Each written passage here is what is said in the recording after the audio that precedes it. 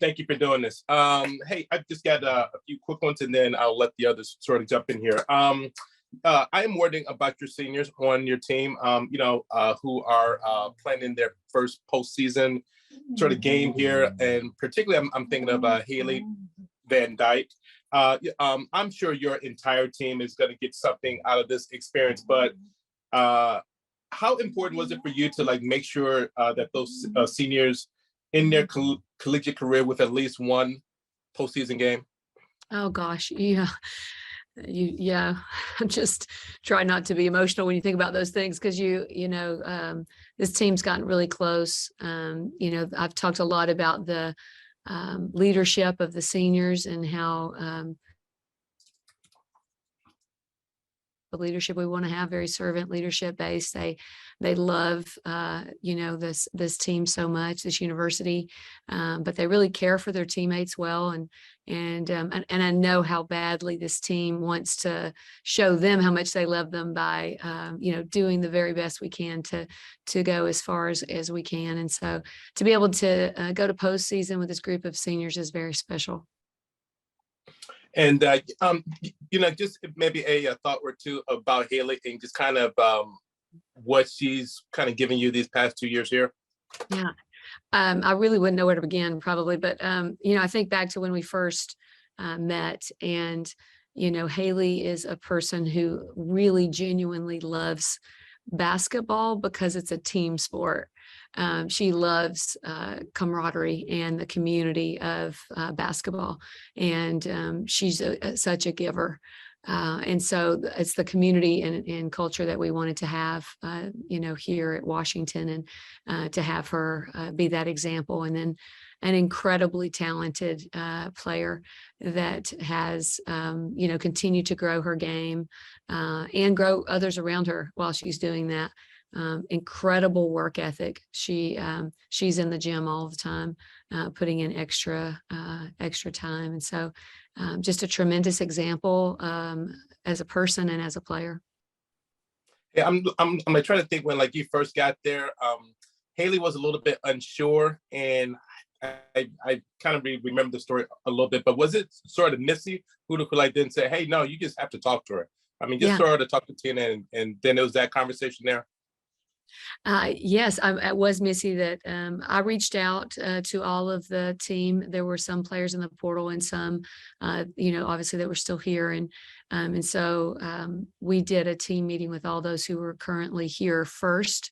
And then the players that were in the portal, decided if we wanted to speak or not. And Missy reached out and said, I really think you should take some time to talk. I think she thought that the culture and our staff would fit Haley really well. How often, again, I've been doing this for a bit, how often do you see a kid enter the portal and then return to that school?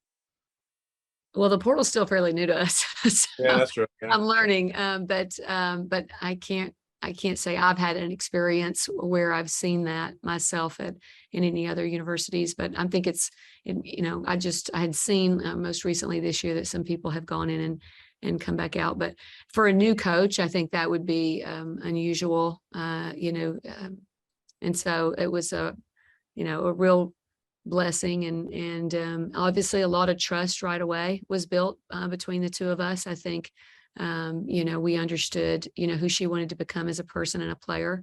And so, she understood the kind of program we wanted to build, but we just met. So we still had to trust that we would both show up every day and work for those things. And of course she has, been above and beyond. And we're so grateful for that. Two things, and then I will let you go. What can you tell us about the San Francisco Dons? They're very good. We were talking about them today, and they've had some players out injured, and and they've played a great schedule. They've played some great teams, and I just feel like that they're a team when they transition really well. They are a very good offensive team. I think they're the most dangerous in transition, but they shoot the ball really well, and they also have some really good post players. They've just brought one post player back from injury a few games in, and she's starting to really take off again. And so they've got great inside out game, and so really well coached, hardworking, tough, great team. You won this tournament just 2 years ago, so so you probably have all of the the ins and outs of just how to do it. How does one win this tournament? Never looking past a game. I think that every team in this tournament is really, really good. When we got the field, we were like, this is a really talented WNIT field, a very successful field. And so a lot of champions, 20-win season teams, just a really, really talented field. And so it's important for us to understand that every team that we play has had a similar season to us, with some great wins and some great moments. And in some moments that maybe we fell a little bit short, and so every game will be a battle. There you go. Thank you, Coach. Appreciate Thank you so much, Percy. All right, Scott, looks like you have your hand raised. Yes, that is my wife's name in the corner. So sorry about the confusion there. Hey, Coach, congratulations. I know this has been a long time coming. It probably feels like a huge grind, considering you started this back in October. Well, we started in the summer at a corn tour. Yeah, but there's so many highs, and we actually haven't talked to you for quite a bit. So I mean, we didn't even get to talk about the Stanford win and the high that was, and how important was that win for you guys moving forward toward the second, I guess, last third of the schedule? I think that what's so important about a win like that is for a process driven team, that when you can have a win like that because you were very true to yourself, and a team is playing well. Stanford played well, and we kind of stayed true to who we were and played the way we play, and just focus possession by possession, and all of a sudden you come away with a win. I think it just more solidifies who we want to be as a team and a program, and helps us just have confidence in the way that we do things. And I've also said after that game, I think that we did take our eye off the process a little bit, and we looked at the what ifs. What if we beat this team? What if this happens? Will we be a tournament team?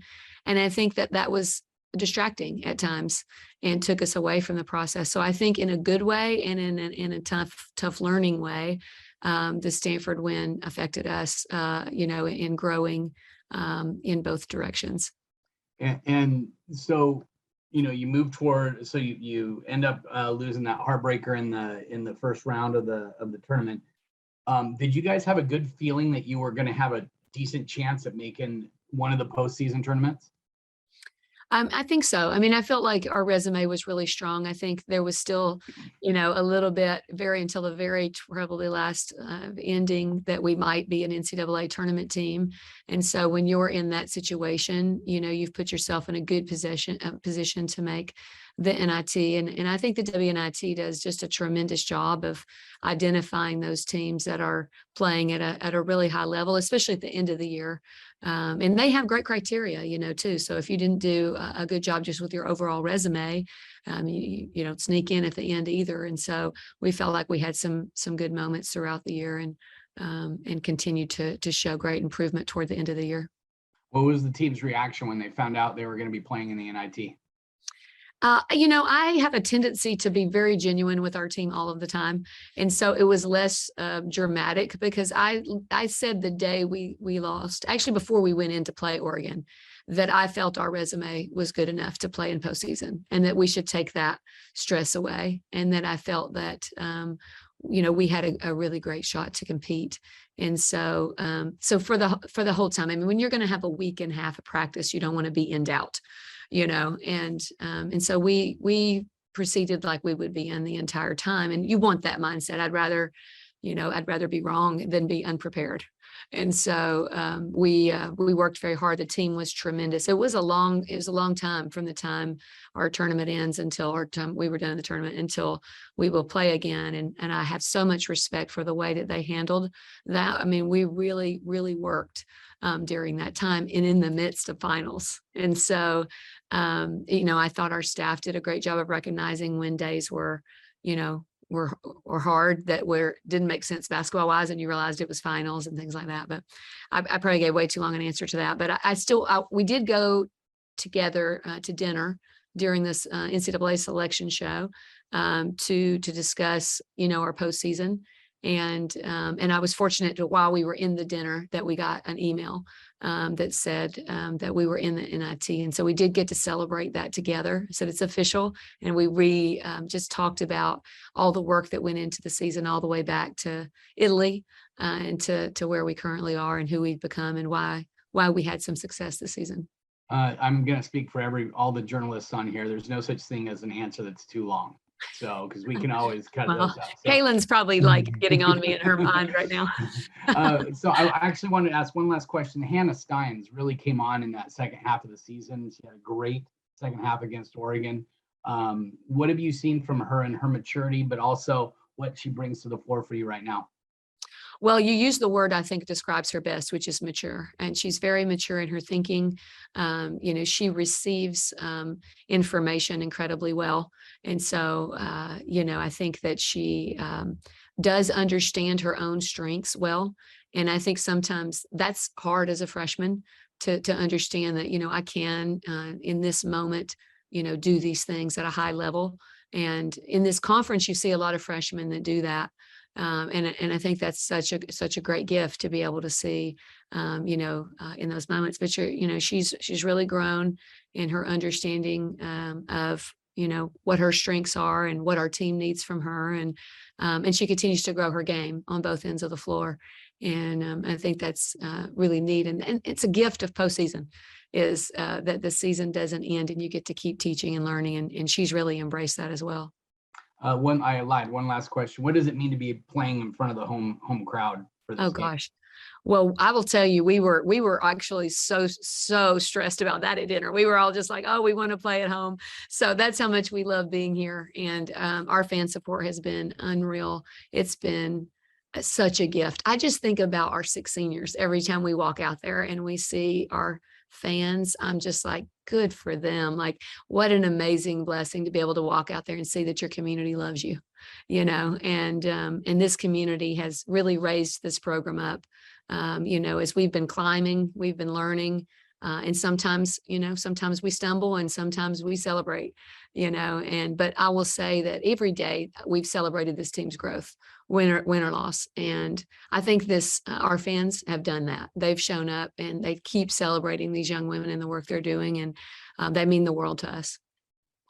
Thanks, Coach. Thank you. All right, I know a few people jumped on a little later. We're using the raise hand function, so I can lower your hand when you're ready to go.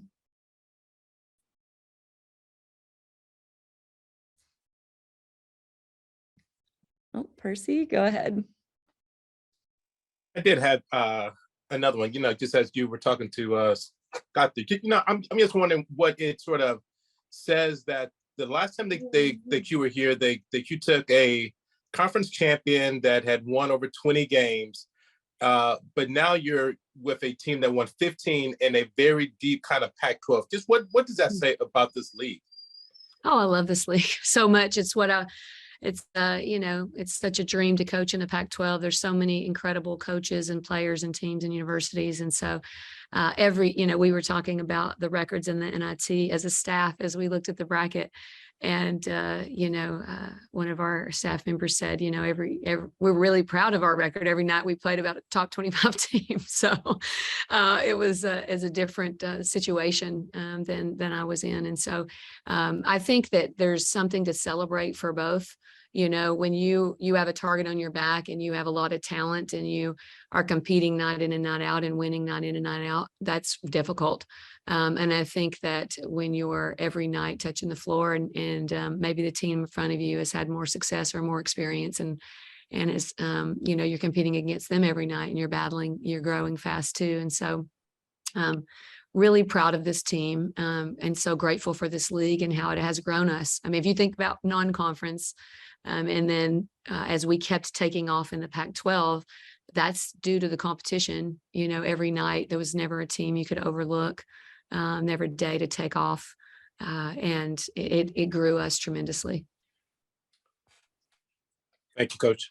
Thank you, Bruce. We have time for a couple more questions if there are any. Yeah, go ahead, Talia. Hey, Coach. Just looking at a player like Jada Noble, kind of the straw that stirs the drink just because she does so many things at such a high level. What can you say about her just as a competitor? I've said this so many times, like you don't see on a stat sheet the change that she makes often. You don't always see it. Sometimes you do.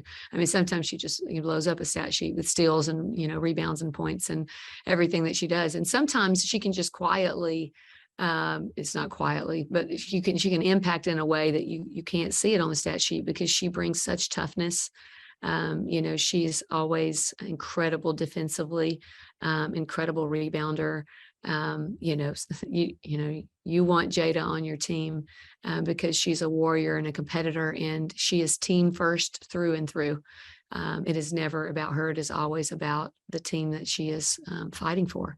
And, she's an incredibly unselfish young lady. I think she's incredibly gifted offensively. She has a tendency to be a distributor at times. But when she wants to, she can also be incredible on the offensive end of the floor. And so it's been neat to see her growth.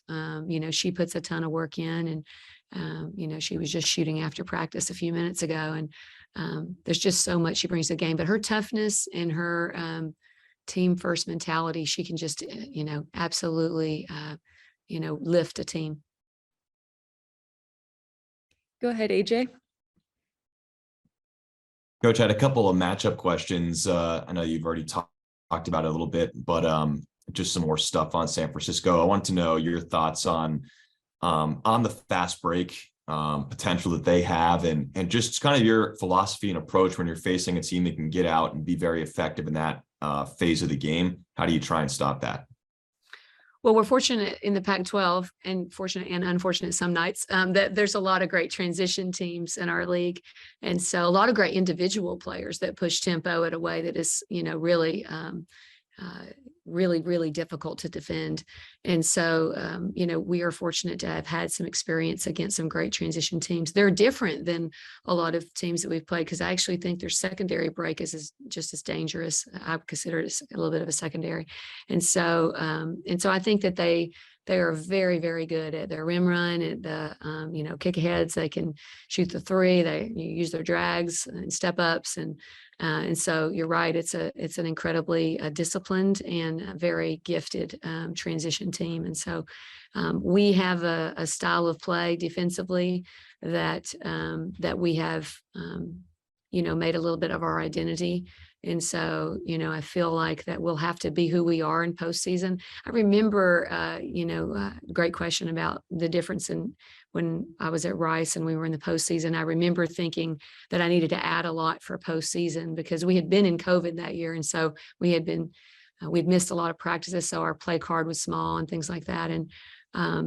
And I just thought, I can't. There's just not a way to do that this time of the year. And so we're going to be who we are.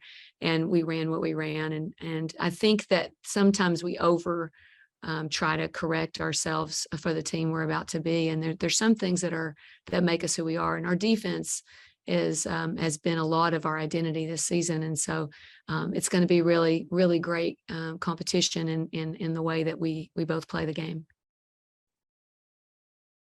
Obviously they're a little bit of an undersized team, but they have a lot of other strengths that help compensate for that. I'm wondering for your group as a team, it's been about +7 this year per game in terms of rebounding. How much of an impact can that make in this matchup, and how do you try to take advantage of the size edge?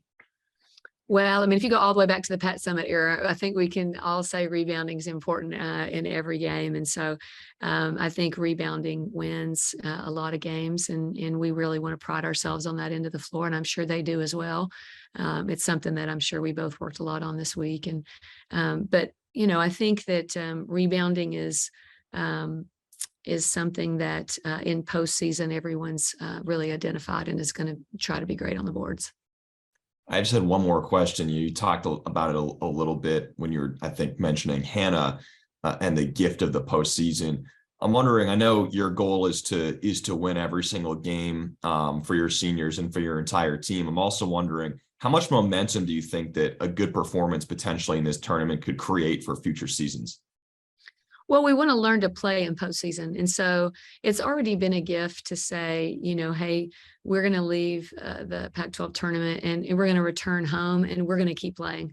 And so we're going to go home and we're going to rest for a couple of days and then we're going to get back to work. And we got to learn so much through film and through practices and individual sessions and continue to grow our game. So it's already impacted next season. And we've actually talked about that. There is, half our team is, seniors just about. And so, but there's a group of people that will return. And what does that do for us? Whether you're a freshman or a sophomore or junior, it's an opportunity for growth. And that's one of our values of our program. And so we feel like it's already been a great experience. And of course, we want to understand what it means to keep playing and how to do that. And so this will be a next step for us. All right, we have time for maybe one or two more if there are any last questions. Oh yeah, Taylor, go ahead. Yeah, just got one more on USF.